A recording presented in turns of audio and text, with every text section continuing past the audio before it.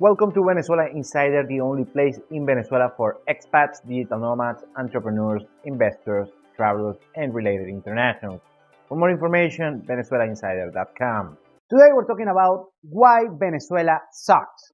And yes, when you Google, watch the news, or even get some information about Venezuelan migrants on your home country regarding Venezuela, basically the end conclusion is that Venezuela sucks. Why? Well, the situation has changed for the better in the past few years and for the worse on the past decade. And we had a bunch of people migrating from the country, fleeing from the country. And what happens is, and also when you see the news, BBC, CNN, Al Jazeera, you name it, you only see bad news. But that's the nature of big news media, is just giving you the bad news because that's what sells. Well, the main takeaway here is we have a lot of problems here in Venezuela, and that's why you see all the bad news. And maybe you are afraid because you think this country is a lawless land, it's a failed state, and you might think this country is not worth visiting or whatsoever. I completely disagree. I know we have a bunch of issues, but those issues mostly are manageable. But here is why you always get the bad news about Venezuela. The political situation is terrible, I have to say it. The economic situation was terrible. And still, since we are starting to recover, still kind of bad for most people.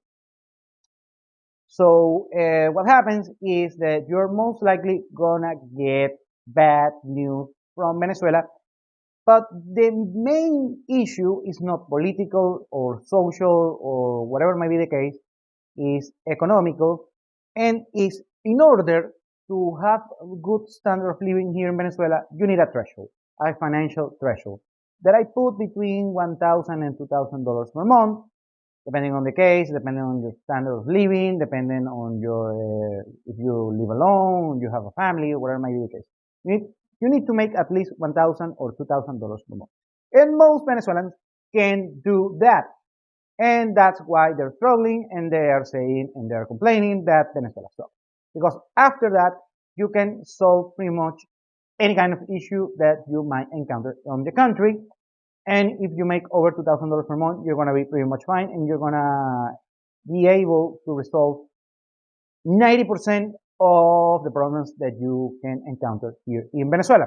Most Venezuelans cannot do that, and that's why they complain of the country on social media, on news media, or they just migrate to the country and they are already on a bad country in Latin America or just being poor on the United States, Canada, or any other Western nation. Anyway, so that's why you get bad news from Venezuela. And also is that's the reason why you should not take advice from average Venezuelans. And I'm a Venezuelan. I don't know if I'm average or not, but still, that's why you should not take advice from average Venezuelans. Anyway, and that's the reason why you always hear all of this bad news.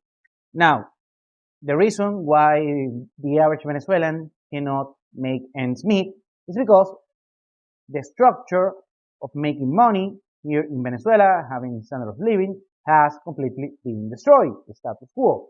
I would say that it's also being destroyed in every place in the world, going to college or starting a traditional business and making money with that.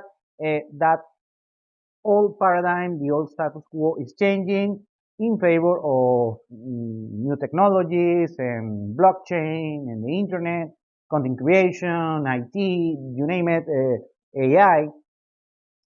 And the old paradigm is dying right now. I'm talking white collar work, or just your typical physical brick and mortar business. Anyway, well, here in Venezuela, it's very, very, very hard because the situation has changed for the worse before, right now, a little bit for the better.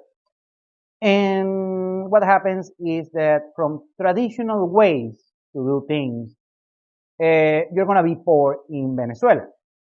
That's why most Venezuelans are poor, and it's not their fault. What we in macroeconomics we call the factors of production: land, labor, and capital. Land and capital has pretty much seized by the government and his cronies. So still, of course, there are people who are rich and did it legally on the private sector and such, but they just a handful of people, and it's very hard to just find the ways in order to make this threshold of $1,000 or $2,000 per month for having a reasonable standard of living. So that's why all the time the average Venezuelan is complaining. They're not complaining, they think they are complaining for the political situation. They don't care, I'm sure, most cases. But it's actually they're complaining for their own economical situation that usually is precarious. And you cannot blame them because most Venezuelans had this, let's say, this goal, this plan, their life plan, their financial plan, and it was destroyed very much by the wrongdoing of the local government. I have to say it where it is. However, if you're international and let's say you're a digital nomad, you're an investor, you have a passive income, or you're a remote worker, or you are a forex trader, or whatever might be the case, that's in most cases is not going to affect you. If you can have a certain threshold of income, like most of my clients, you're going to be pretty much fine, and you can see the truly experience about Venezuela. That's actually quite cool because when Venezuela, what happens is after the threshold of let's say $2,000 per month, Venezuela is very cool. The experience here is great. It's very fun for lifestyle, for dating, for networking, for just owning your own place. You can own a beautiful home close to the beach for a fraction of the price on the rest of the world. And people here is fun, the music is fun, the food is tasty. It's expensive, I have to say it, but it's tasty. And just the culture overall is cool. And Venezuela is a great country. I love my country. Regardless, everything that happened, that it was awful. It was awful to endure all of these years. But after the threshold that I'm talking about, Venezuela is the greatest place on the planet. Trust me on that. Thank you for watching Venezuela Insider. Please like, share, and subscribe. Follow us on social media. If you want to work with us, VenezuelaInsider.com. Thanks again and have a nice day.